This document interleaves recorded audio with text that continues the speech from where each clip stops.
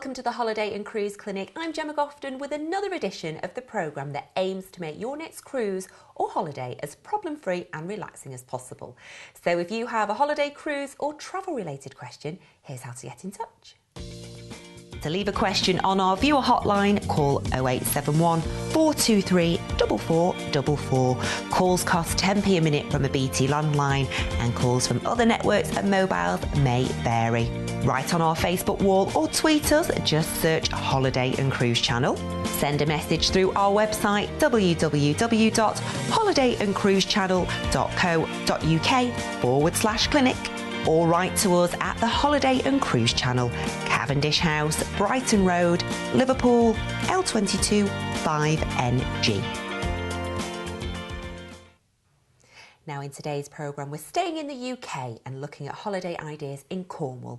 It's hard not to fall in love with Cornwall. For some it's the happy memories of a childhood seaside holiday. For others it's the brief fling of a teenage summer. But for most it's a passionate affair that lasts a lifetime. So let the affair begin. Located in the far west of Great Britain on a peninsula tumbling into the vast Atlantic Ocean, almost completely surrounded by sea, a magnificent coastline wraps around Cornwall for almost 300 miles.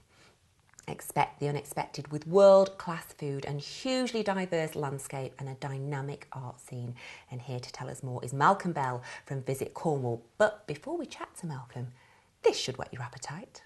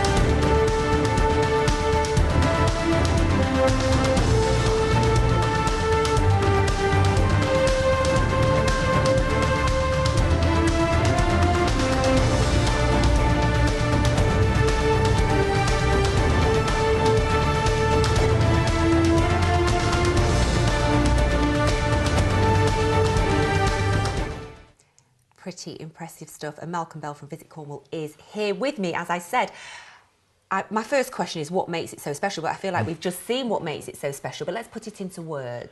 I think it is the sea, it is the landscape, but it's also partly the character. It's been at the end of, well, it feels like the end of the world on occasions. It starts to actually bring a bit of humour and a bit of fun. So it's the people, but it is the landscape, and it's that connection to the sea. And are you actually from Cornwall? I am Cornish, yes. Born and bred? Born and bred, 4 generations at least, as the odd errant Scotsman, hence my name Bell, but apart from that, the rest are all Cornish. Wow. And so we're heading to Cornwall. Let's just kind of try and sum it up for people, because I'm sure there's tons to say. What are the top 5 activities? The top 5, the beaches are one, obviously, even in the winter. Sometimes people think beaches are just for the summer, but if you go on the beaches in the winter, you'll find lots of people enjoying them, walking with them. They are quite spectacular, often bringing their dogs with them and their families and just enjoying the beaches. There's the fishing harbours. That's the other thing. There's walking the coastal paths, but there's also the galleries and the unique shops. It's a sort of quirky place in terms of shopping. It might not be big brands, but there's lots of fascinating little shops. And as a Cornishman yourself, what's your favourite place? Or spots? Spots, really. I think sometimes you always get the honey spots and the nice big beaches, but if you're prepared to walk along the coast path a bit, you'll often find, even on the busiest day, a cove with nobody in, because it takes about 20 minutes to walk there. And there's some wonderful places just over the border near Plymouth on southeast Cornwall, around Corsands and Whitsand Bay, absolutely stunning. But often people drive into Cornwall and go straight to the north coast or the west, and they sort of miss out this wonderful forgotten corner. And however many years on, are you still finding special little spots that you go, oh, didn't know that was there. Yeah, so somebody with a dog and you go walking, all of a sudden you get, particularly sometimes more going inland, and so we've got a lot of, about a third of Cornwall is protected landscape, areas of outstanding natural beauty. And sometimes you go down the valleys, just a while ago in the spring, suddenly came in this carpet of bluebells that went on for about a mile. It's unbelievable, the sheen coming off them. So yes, there's always things to find. And I don't know how to word this question really, but does Cornwall have its own sort of feel to it? Has it got a different vibe? It has. I mean, as a Cornishman, I was brought up to be proud of being Cornish, accept being British, and always deny being English, because that's the quirk. There is a lot of Cornwall that says it's a bit of a Celtic country. I think what the feel is with the names, when you got, Tregaviddic, and you got all sorts of Cornish names which come from the old Celtic language, it's sort of part of the country but not part of the country, part of England but not part of England. And I think that's what sort of gives it a bit of, it's not exotic, but a bit different to other parts of the country. And you think that's what people fall in love with? That it's just, because maybe you only live, I know sometimes it's a long way to drive, but say 4 hours away is not a huge amount. But is people fall in love that it's got such a different feel? I think it is, and also there's we do a lot of research, and one of the strongest associations with Cornwall is that memories are made there. So often people have gone there when they're a child, they want to take their children back, they often go there on honeymoon. So it's got a sort of special place. I think partly because it's not that far, but it does take a bit of effort, and people stay on average 6 nights. You get that time to build those memories, and that becomes quite strong, and that tied in with the local culture and the local sort of the very strong environment, and North Coast is very rugged, the South Coast is sort of intricate and interesting. That whole package makes it very, very different. Now, I've been to places then it's been rainy and a bit rubbish, and it tends to ruin a holiday. So does it ruin a holiday in Cornwall, and is there a best time to visit Cornwall? Well, I think obviously for the summer, for people who want to go on the beaches, actually the time to come is not only just August, but from May and all the way through into October. The actual water in Cornwall is warmest in September and October. I guess because the sun's been on it, it's like a little. Often people rush down in April and May to get an early swim, and it is a bit chilly. So actually, the surfing scene. You'll have 200-300 people surfing Boxing Day, and even have them out on Christmas Day. So, with the right kit, you can enjoy it. But actually, I quite like the quieter seasons, even the autumn when the leaves are turning. We've got wonderful woods and gardens as well, plus the coastline on a stormy day is a totally different experience to the summer, and quite bracing. So if you're up a 150-foot cliff, you see the Atlantic rollers coming in, and that sort of real, nature hitting you in the face, literally. It's an amazing feeling, especially if you can end up in a pub next to a warm fire. Ooh, very nice, sold. You chatted about surfing there, you mentioned surfing, and obviously it is famous for surfing. If you're a first-time surfer, because I'm desperate to learn, is there somewhere I could go and I have a little lesson and maybe be really good at it? No, we've got some really brilliant surf schools. So first of all, many of the beaches will do hire, so you can just hire what they call a floater, which is something to learn on. But the other one is almost on every beach there's a surf school. You get some wonderful things that will actually are mobile, so they'll take you to the surf to suit the beginner, because there's certain beaches. A bath. Yeah, that's right. There's certain days when there's great surf, but it's too much for a beginner. So they'll actually do that. And even on other times, they might mix it up. There's this wonderful thing called co-steering, which is really when you sort of walk around the rocks and somebody would tell you not to fall in and they tell you to jump in. So you explore the sea a different way. So there's lots of ways to enjoy the water. And while we're dipping our toe in the water, let's talk about the beaches, because how many do you actually have? 300. That's amazing. It is. There's 300 beaches and there's 53 recognised bathing beaches, which means they get tested and there's lifeguards and things like that on them. And what about the heritage site in Cornwall? Well, we got designation about 10 years ago, the World Heritage Site, and that was for mining, because probably not a lot of people might know, but Cornwall was at the heart of the Industrial Revolution. In fact, actually, the mining goes back over 2,000 years, and it was where the tin came to drive the Bronze Age in Europe. So it's a huge history, and that mining went all the way through. The last mine closed about 20 years ago. It was really the height of its time about 150 years ago, when actually the population of Cornwall was the same size as it is now. It dropped to half, with people going across the world. So why it's a World Heritage Site is, first of all, for that huge history of tin mining and copper mining, but the fact that it actually then spread to 53 other countries, because when the mining went down in Cornwall, like many other parts from the Welsh and the Irish and the Scottish, they left, and they went to Mexico. There was actually more pasties made in Mexico than Cornwall. I actually do know that. There was a very interesting piece, and you could see they were eating the pasties and this was a bit introducing it to them, weren't they? Yeah, that's right. But, you know, it's South Africa, all around the world, 53 countries have got Cornish mining in them. So it was a recognition of what Cornwall gave to the world. OK, we're going to have a quick break. Don't go anywhere because many, many more questions. OK, now, a bit of a leap into cruising now, but if you're new to it, then why not ask for this? It's our first time guide to cruise holidays. It's absolutely free of charge. Just give us a call, 0871 423 4444. Now, calls will cost 10p a minute from a BT landline, and other networks and mobiles may vary. You can also ask for a copy through our website, www.holidayandcruisechannel.co.uk. And whilst you're requesting this, we'll take a quick break. See you shortly.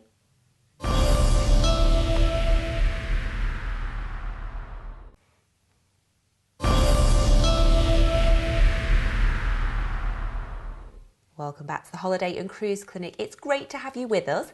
In today's programme, we're exploring things to do in Cornwall, and Malcolm Bell from Visit Cornwall is still with me.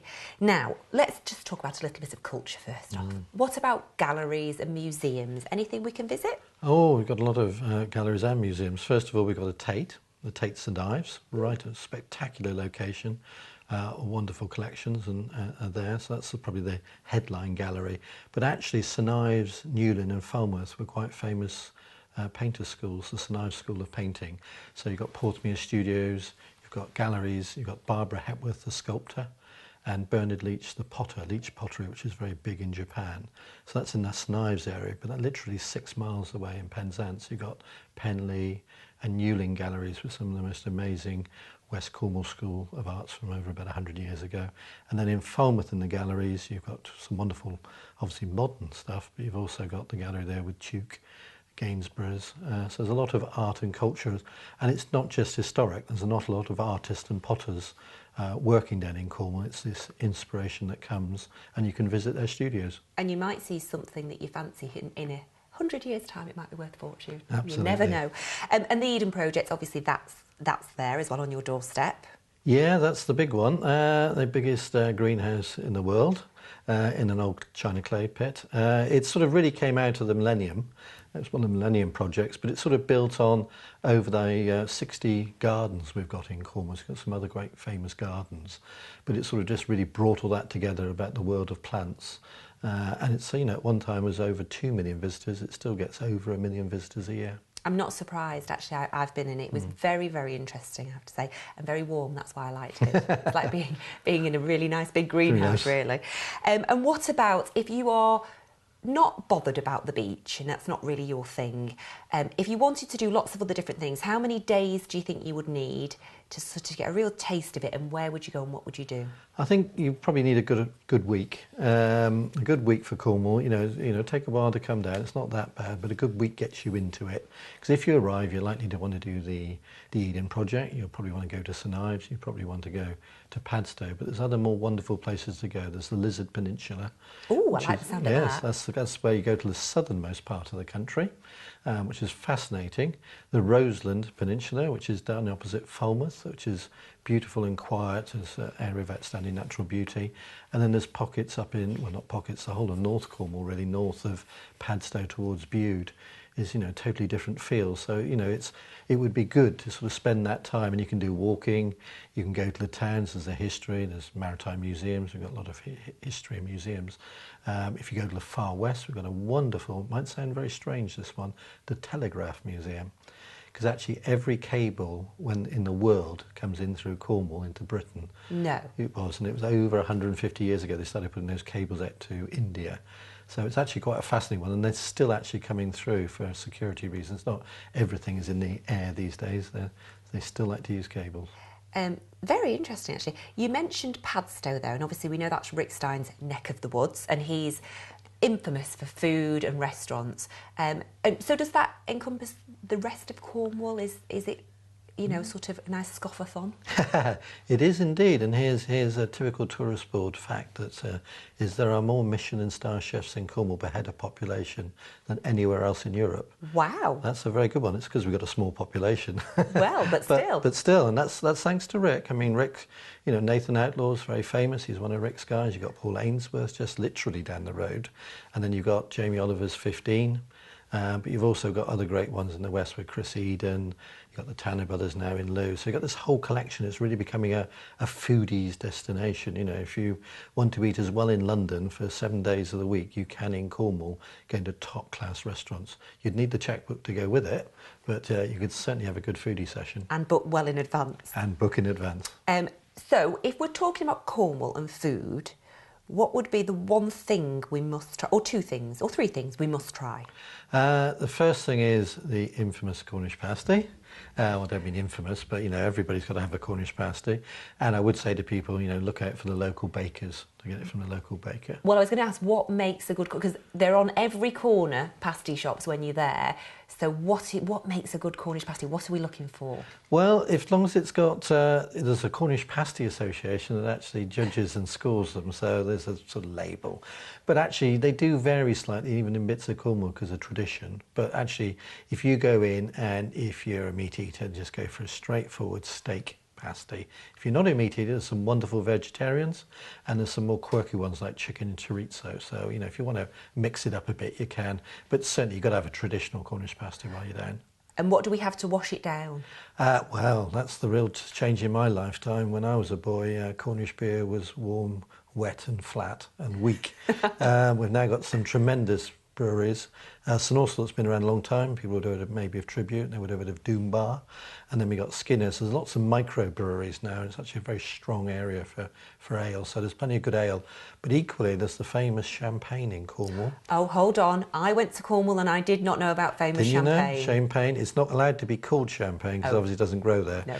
But the Camel Valley Brut beat every champagne in the world sparkling wine competition. So it's a gold medal winning sparkling wine, which you and I would drink as champagne. But that's. And have you had a little sip and tasted it just for research purposes? I do, and on any occasion when we're rolling out things for journalists and awards, unfortunately we have to drink it. Oh, awful for you. What about cream teas? Cream teas, now that's the one you can always win a pub question on, is what's the difference between a Cornish cream tea and a Devon cream tea? Go on. Well, the first thing is Devon cream tea most of the time would be always done on a scone. It would actually then put the cream on and then the jam. Well, in Cornwall, we always put the cream above the jam. Well, I would put the cream above the jam because you can't put jam on cream. No, that's right. It's also that Devon people are hiding their cream because it's not as good as Cornish cream. That's the local joke. But a proper Cornish cream tea would actually be on a bap, on a bread base, actually, not a scone. Oh. But you don't often see that. Most of the time they're still on scones. Very, very interesting. Yep. Okie dokie. What about if you're taking the kids, because when we're chatting now, it's very exciting for me when I'm thinking about long walks on the beach and visiting the Eden Projects and museums. They might be thinking, yawn, don't take me there. What can we do with the kids that's going to entertain them? Well, first of all, I think the beaches are never-ending fun, and I do mean except in the worst of the weather. Damming streams, building sandcastles to keep the tide go out. We've got tremendous things. There's if you go to Lou, there's the wonderful thing in the kids on the wall, crabbing, putting parcels down to bring the crabs up, and no matter how many times those crab comes up, they'll keep doing it. But that's the sort of outdoor fun thing. That's where the memories are made. But we've got some great kids areas. We got Flambards and Creedy, two areas where they have the slides and the roller coasters and stuff like that. So it's sort of a theme park type thing. Yeah, theme park. It's a very sort of Cornish-sized theme park. You know, not exactly Alton Towers, but for a great day out for young kids. But lots of other places will do things. If you go to the gardens, we've got one of our great gardens at Treba that has play areas in and mazes in. So there's sort of the theme parks, but actually most of our other attractions are accommodating kids. Some of the National Trust will do dressing up, so the kids can dress up and make their armour out of cardboard and paint it and become a knight for a day. So we're a family destination this summer. Lots of people twist the product to engage the kids. And talking about you being a destination, do you find people coming in off cruises from around the world maybe, and they're getting a taste of Cornwall? They do. We've got Falmouth, which is the third biggest natural harbour in the world. So it's a very big harbour, and the cruise ships call in there. Some of the smaller ones call into the Isles of Scilly and Foy, and they do come in. It's mainly European cruisers, but particularly they love to come in to look at not only the Eden Project, but the historic houses, the country houses and the gardens and the museums and the galleries. Where do we put this price-wise? Can we find something for everybody's pocket?